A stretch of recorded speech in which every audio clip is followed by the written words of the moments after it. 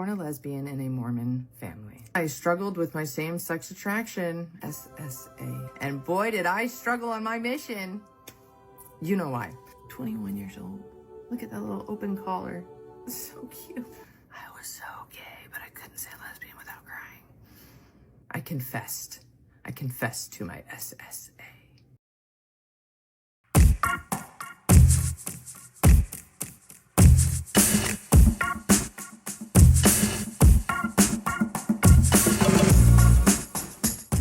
Welcome to the TikTok influencers you really should know about, the podcast dedicated to showcasing the remarkable individuals on TikTok who are making a genuine impact beyond just their good looks and celebrity status.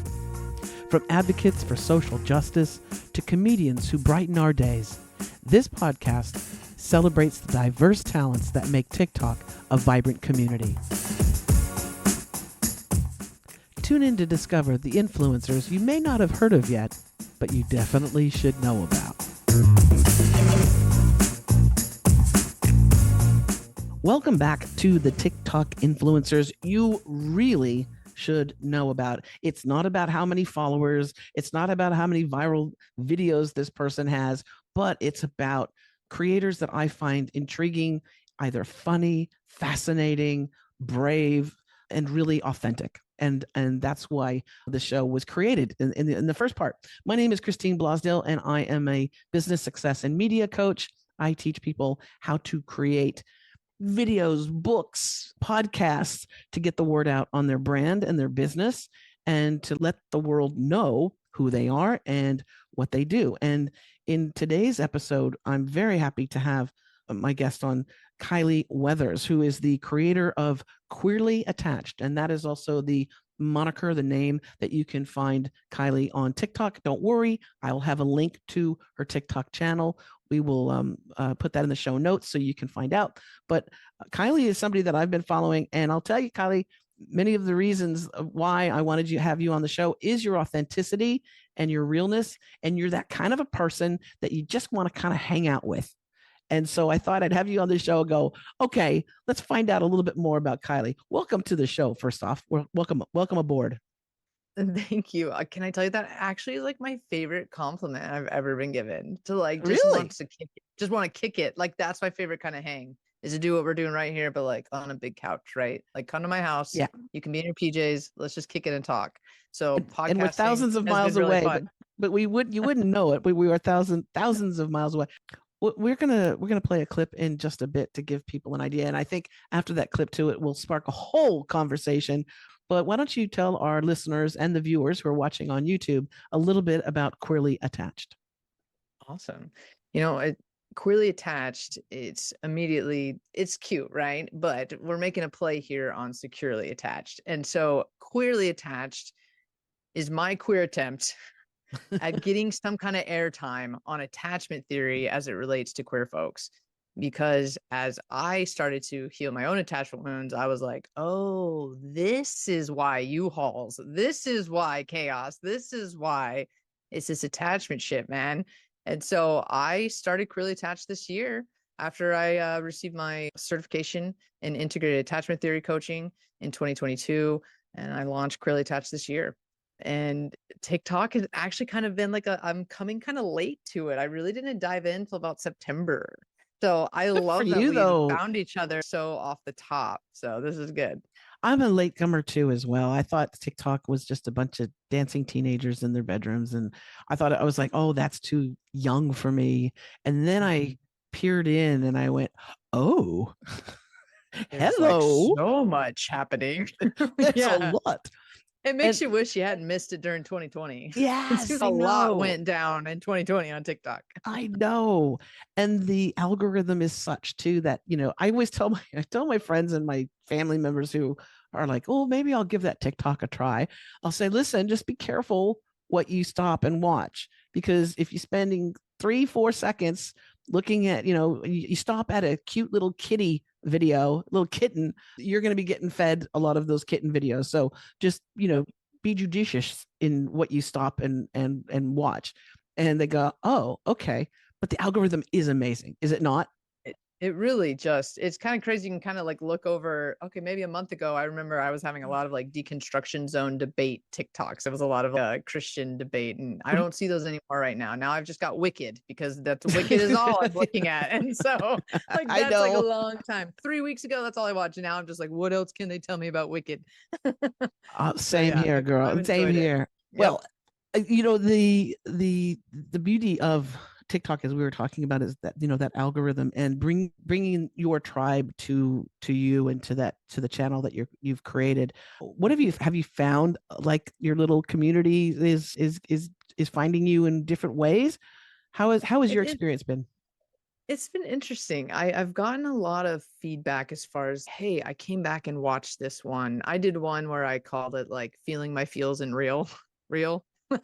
Yes. And I really was crying. Like I had just had an experience, and some of my clients had said to me, Kyleigh, I think you just need to do a video on how to do this. Right. And so I did. It was very vulnerable, Oh but I'm yeah. getting a lot of, yo, you're for real, for real. Like this is you. And I'm like, yeah, that's so much of what I'm coaching is authenticity and how to do it and how to find self acceptance after a path of self abandonment, which is what my story was. I mean, we can kind of talk about a little bit, I guess, right? Like, I was raised Yeah. Mormon and born a lesbian, and those two things like don't jive, right? No, So no. that immediately I was raised in an environment where I didn't fit. And that's going to tell you something about you. You kind of have to make it mean something about you so that you can keep staying, right? So you can keep staying with these people that are family, right? Or in this religion where I'm going to lose community if they find out what I Your whole am. community. So Yeah. whole community. And it is very like trying to fit in a box where you just never were meant to fit, right? So I really struggled after having my first experience with a girl. I was 16. I struggled with, now what? This is the shame and the guilt and the, what if they find out? And also this feels really fun and new and exciting and better than that boy I kissed last month, right? Like I mean, it just was all a very confusing time at 16 years old, plus Mormon. We are taught a very specific thing about chastity and sexuality. And I kind of joked that, yeah, I definitely had that down when it came to boys. Like I wasn't doing any of that. I had that part down, but they didn't say anything about it. And so Don't nobody had worry about mentioned it. And right. so I was like, well, so I was confused. And then once my parents found out about it, that was when it was just this fracturing of like my life. I see it in that way of my world felt like it was just being flipped. Mm. And obviously they weren't excited. I say that they responded in a very kind, loving Mormon parent way. We immediately Wow. were seeing therapists and bishops. And I mean, they wanted to talk about it. They were there. They were there to help me through the repentance process of this. So, all in all, what I learned at home was, first of all, be quiet, be quiet. Right. Also, allowing yourself to be yourself, not okay. Right. Right. But I also am born with this spirit of, hey, like, this is who I am. And I've always had that. And so it's interesting as I look back on these parts of me, whatever part of my life I'm in, I am in it. Yeah. Like I am in it and I'm going to find the joy in it. And I'm going to not be afraid to pivot if I need to. And so there is that aspect of me that I've always had.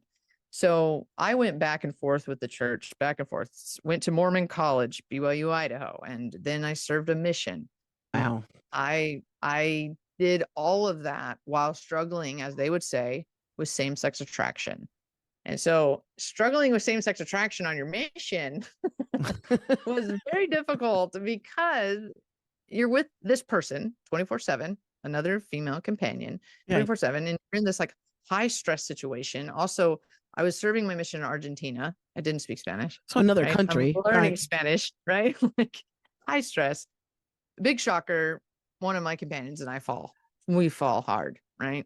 And I knew that I was risking so much. To get sent home for your mission is like the ultimate disgrace, right?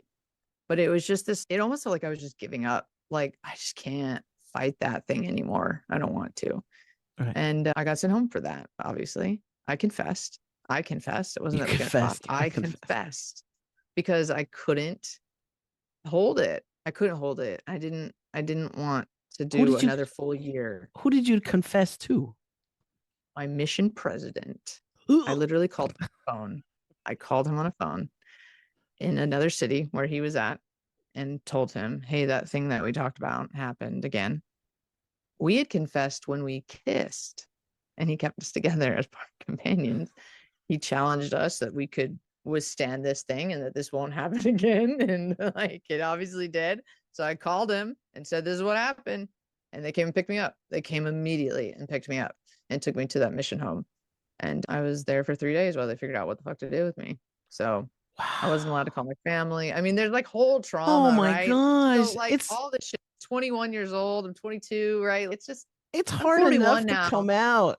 Like, I'm 41 now.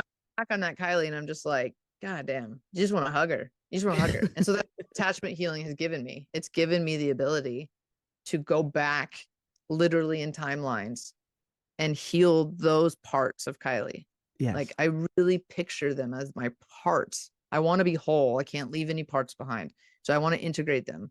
So the way I've done that is through attachment healing, and it has made such an impact that Queerly Attached, it had to happen. I am always the person who's going to tell you when something is like creating miracles in my life. I'm going to talk about it. And I have always worked in mental health.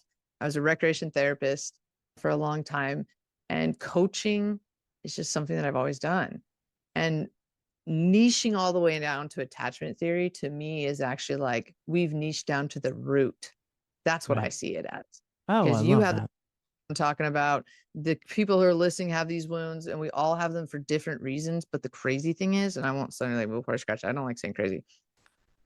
The thing is that these attachment styles that we've all formed, they show up in similar ways between us. We would have very similar reactions to the fear of abandonment and rejection if we're both anxious. We would have similar reactions to it if we're both avoidant.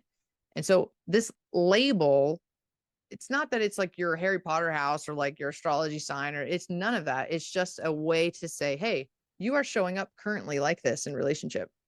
There is another way to show up that's called secure. You can show up this way with some practice. I'm a coach. I will help you practice this. I love I that. practice every single day because every single day you have emotions, you have a chance to practice getting to know yourself and discovering what's the message there. What is the message of this emotion? It's not to ruin your day. It's not to throw off your shit. It's not because you're on your period. It's because your body is speaking to you and you need to stop to have a conversation, because emotions only last in your body between 30 to 90 seconds if you allow them to. Right. When we try and do all the other shit that doesn't end or begin with allowing, we just end up with suppressed feelings. We end up with resentment. We end up with anger, grief that hasn't been held. We harm ourselves every single time we say no emotions, not today, because they're literally coming with a message. And going back, I like when you're saying too, going back and healing that younger Kyleigh, who is going through quite a bit, and all throughout our lives we have moments where we need to go back and and hold that little Christine or that little Kyleigh and go, you know what, you're going to be okay. I'm here, and I see your pain, and I feel your pain, because also when you're younger you feel like nobody knows what you're going through. To go back a little, to go down memory lane a little bit with you, and this is from one of your videos. I'd love to share, if it's okay with you, I'd love to share with our audience one of your videos that I found quite intriguing, and it really sealed the deal for me to have you on the show. Is that all right? I can't wait to see which one it is. Okay. All right. I'll see. I've got it. And the style in which you did it too. Again, as a media coach, I appreciate recording and editing and knowing how to edit and do all this stuff. So you did a great job. I'll give you an A+ on the production of this as well. The past perfectionist in me is beaming right now. Right. Let me pull it up. Almost didn't post. Let's see it. Let's pull it up. Born a lesbian in a Mormon family. I struggled with my same-sex attraction, SSA. And boy, did I struggle on my mission. You know why. 21 years old. Look at that little open collar. It's so cute. I was so gay, but I couldn't say lesbian without crying. I confessed. I confessed to my SSA. So my disciplinary council was held in Argentina, and it was also in Spanish, a disciplinary council. Those things that President Oaks wants to have more of. It was one of the most humiliating experiences of my life, as they asked me very detailed questions about my sexuality.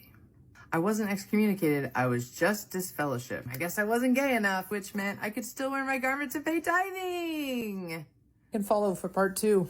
What the hell did they ask me in Spanish at my disciplinary council? Do you know what's so funny about posting that, though, is the reason I posted it was because that Elder Oaks had come up and said, we need to have more of these. And I was like, fuck you, guy. Yeah, no, you don't. That thing was harmful, and I want to tell you about mine. So I love it. I love it that you weren't gay enough to be excommunicated, but you can still pay your tithing. And what's the tithing with? Was it like 10% or something of it? Yeah, 10% of your income. Mm-hmm. See, you don't know this because you don't know me, but when I was in junior high, 7th, 8th grade, my best friend was a Mormon girl who was the wildest, craziest person I have ever met. I was like, okay. So, but you know what? I was drawn to it. Because when I was really little, I went to a strict Baptist, not the the choir Baptist, singing joy and praise the Lord. Southern. It was that one, the Southern one. And it was like, you can't dance because the devil is in your feet, and all these weird things. And so I was just yearning for some sort of connection. And also my family was really weird. Yeah. So I was just like, looking. One day I was going to become Jewish because one of my friends was Jewish, and I thought, I could have a bat mitzvah, and they're always celebrating and happy. And, so when my Mormon friend came around and the Mormon family, and I was like, wow, this is cool. We have Friday night dances. They're going to take me to Utah on a trip, all this stuff. And I kind of, was like, this is cool. And then there was this like boy who met me at a dance, and then the next thing is he was asking my mom to marry me or something, and I was like, wait a second, I don't even know. And I was like, I don't even know this person, Mom. She said, don't you worry, I'll send him away. But it was intriguing to me. And the trip that we did to Utah from California, I remember the moment that I said, this is not my religion, this is not my thing. Was we were on the bus thing going there, and my best friend and I were starting to sing that Olivia Newton-John song. The song that was, I think it was banned. Let's Get Physical. Yeah. Remember that? But we were just kids, and we're like, let's get physical. So doing Let's Get Physical on the bus ride was not acceptable, and I couldn't understand why you couldn't drink Coca-Cola. I was like, what?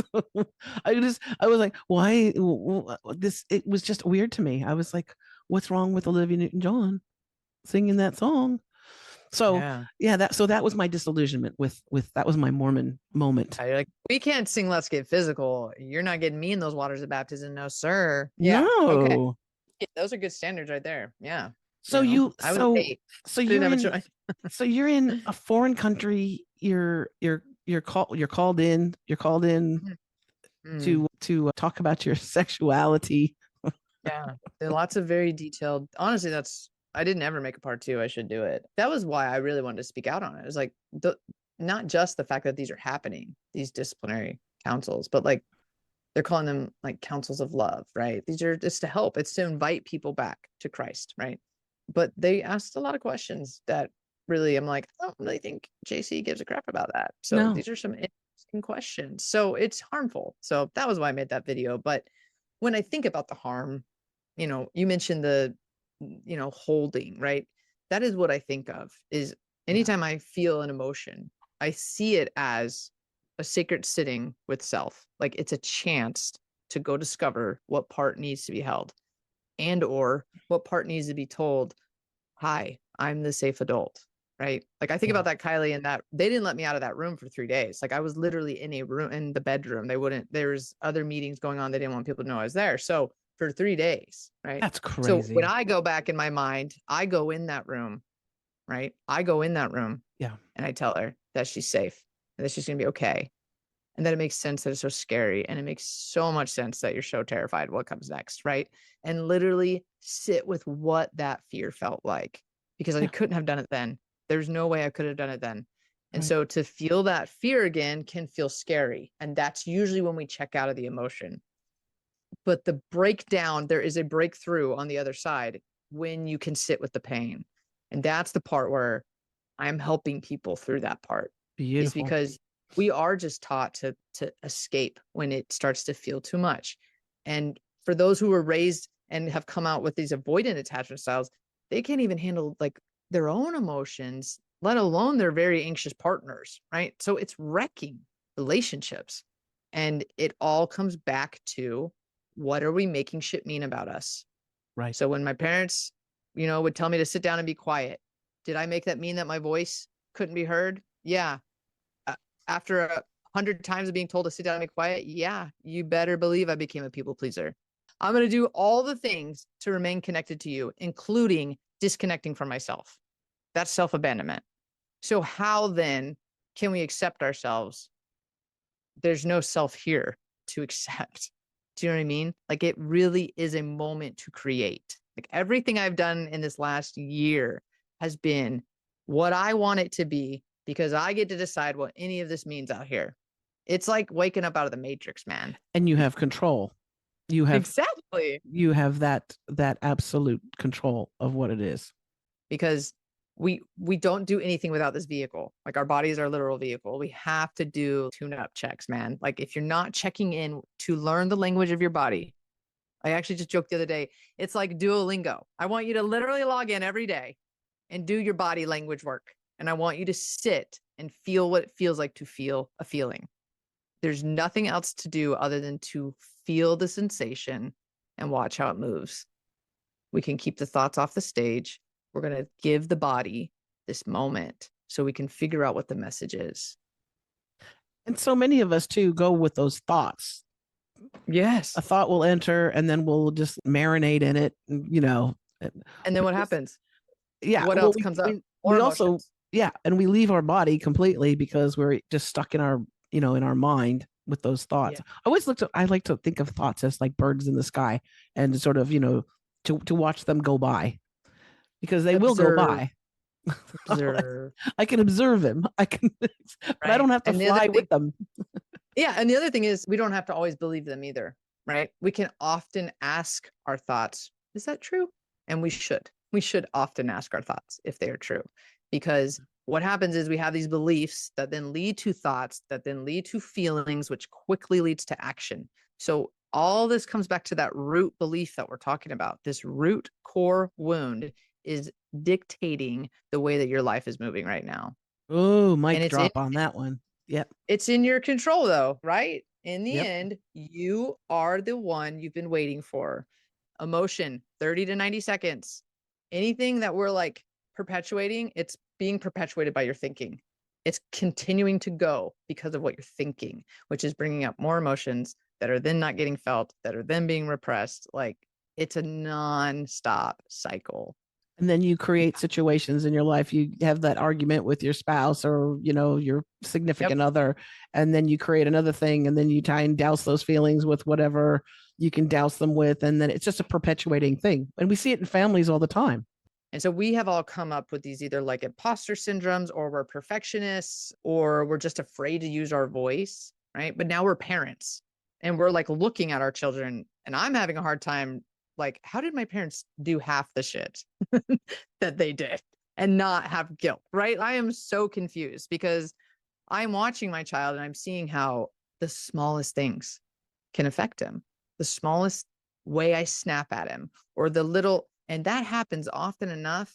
Yeah, he's going to start also hiding. He's going to also start being really hyper vigilant when I'm in the room, right? Like, you start to see the impact, and it's, oh shit, we have to break this cycle. So I don't even like fuck around anymore with like cycle breaking. I say we are cycle starting, and we're just not going to go back to that. We're starting a new cycle. Starting a new cycle, right?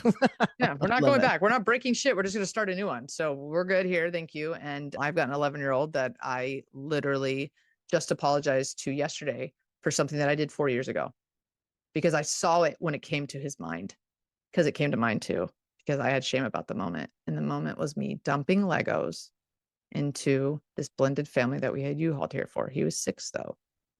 So at 6. You mixed his Legos with other kids' Legos? Yeah. And why did I do that? Because I was afraid of the conflict that it would cause if I didn't do it, because that's what was wanted on this side. And so I people pleased. He's fine.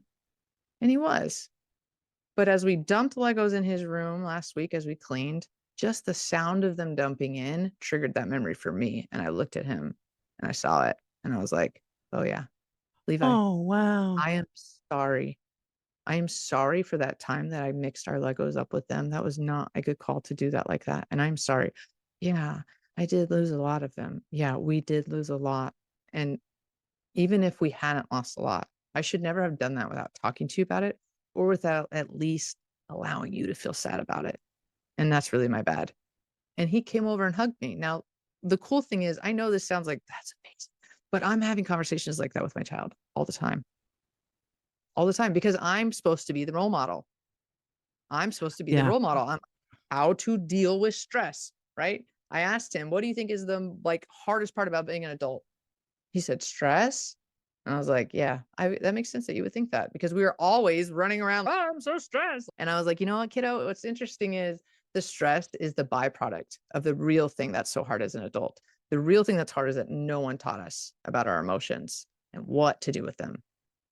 I said, what time is your emotional regulation class at school?